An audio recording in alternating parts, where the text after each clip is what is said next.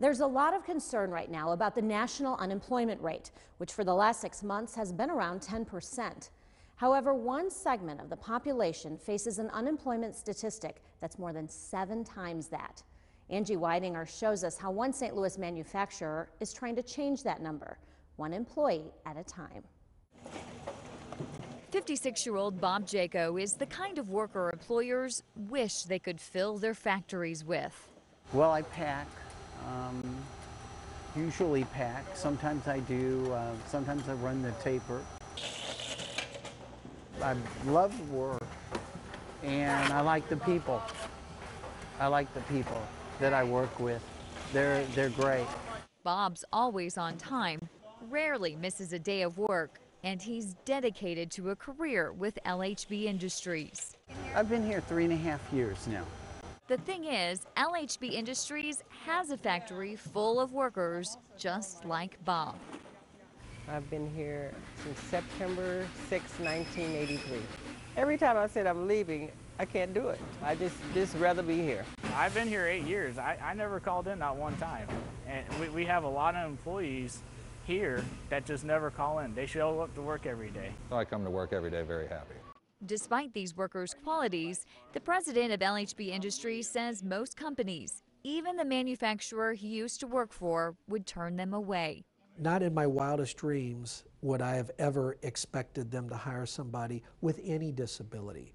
95% of the direct labor force at LHB Industries, otherwise known as Lighthouse for the blind, couldn't pass an eye exam. LHB Industries' mission is to provide education, support services, and employment for people who are legally blind, a segment of the population with one of the highest unemployment rates in the country, hovering at around 75%. However, this is not a shelter or a workshop. It's a nonprofit corporation that produces more than 200 industry products. The money made here funds more than a dozen Missouri and Illinois programs for children and adults who are visually impaired or legally blind. We pay all of our employees well over minimum wage. We compete with commercial companies on all our contracts, and every once in a while we win a few. Lately we've been winning a lot, more than what we've expected. So that really shows the value of these blind workers. There's no reason why the majority of our employees that are blind couldn't work in similar jobs anywhere in this country. LHB Industries really looks like any other manufacturing facility, with a few modifications. For example, the aisles are about twice as wide.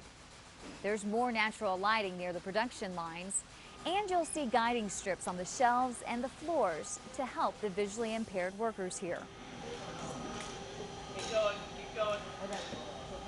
Thompson says those additions could be easily and inexpensively made in factories around the country. Other modifications are more costly, like this enlarged screen that made it possible for Elton to become a production supervisor. They saw something in me that they didn't look at my disability and what I couldn't do. They looked at what I could potentially do. They believed in me enough to invest in me. Thompson believes that $10,000 modification was well worth the money. He hopes to make even more of them in the future, and this expansion will give him more opportunities to do just that. It's an investment in hard workers. Thompson hopes many other companies will note. Maybe there's some nuances with somebody that's blind and some minor adaptations that might have to be made. What they'll gain is that dedication, that loyalty, that lack of turnover. So all these other things that cost other companies money, they will save by hiring people that are blind or have other disabilities. It's the end of the workday for Bob, but even as he leaves, he knows he'll have one thought on his mind come tomorrow morning. I'm ready to go back. I'm ready to go back. Because to him, the Lighthouse for the Blind is more than just a workplace. The term the Lighthouse is a great term, or at least it was for me, because it was the lighthouse. It gave me another chance at employment.